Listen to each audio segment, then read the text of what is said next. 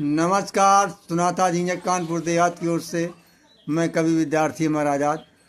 आइए देखते हैं प्रारंभिक पाठशाला कवि अमर आज़ाद यूट्यूब चैनल में होली के वैसे कई एक रहस्य मनुष्य के दिमाग में उलझन पैदा करते हैं, लेकिन हम केवल एक ही बात कहना चाहते हैं कि होली के पावन पर्व पर होलिका लेकर के प्रहलाद को होली में क्यों बैठी थी। जब प्रहलाद को पर्वत से गिराया गया तब हिरण्यकश्यप ने वहाँ से फेंकवा दिया, फिर समुद्र में फेंकवा दिया, और जब अग्नि में जलने की बात आई तो प्रहलाद को होलिका ही लेकर क्यों बैठी थी।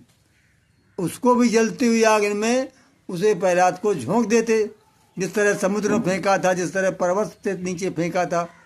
होलिका को ही क्यों बैठाला गया। अरे वो निकल के भाग थोड़े सकता था। जहाँ अग्नि का ढेर लगा हो, किसी बच्चे को फेंक दो तो बच्चा बच नहीं सकता है। बस यही तो एक रहस्य है कि होलिका को मेरी समझ में जिंदा जलाया गया है, और वो हिरण्यकश्यप की बहन नहीं थी। और अगर होती तो हिरण्यकश्यप जब प्रहलाद बच गया तो लोग खुशी मनाने लगे, तो अपने दुश्मन के बचने का जश्न मनाते देख कौन चुप बैठ सकता है। हिरण्यकश्यप उनको दंड भी देता। ये रात में जलाई गई, दिन में क्यों नहीं कौन था डर उसको, तो राजा था, कभी जला सकता था वो।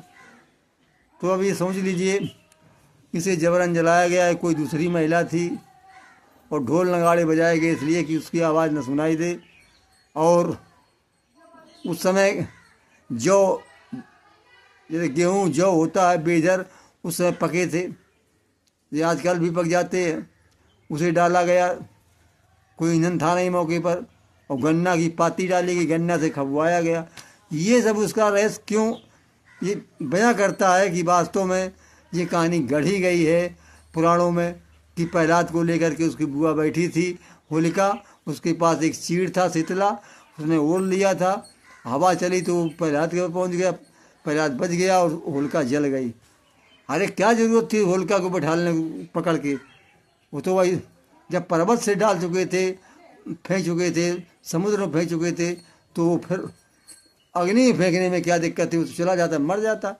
इस बात को हमारे भाइयों आप थोड़ा विचार करेंगे और सोचेंगे कि होलिका का ये पर्व एक नारी के अपमान का पर्व है, जिसे हम प्रतिवर्ष जलाते हैं और नारी का अपमान होता है।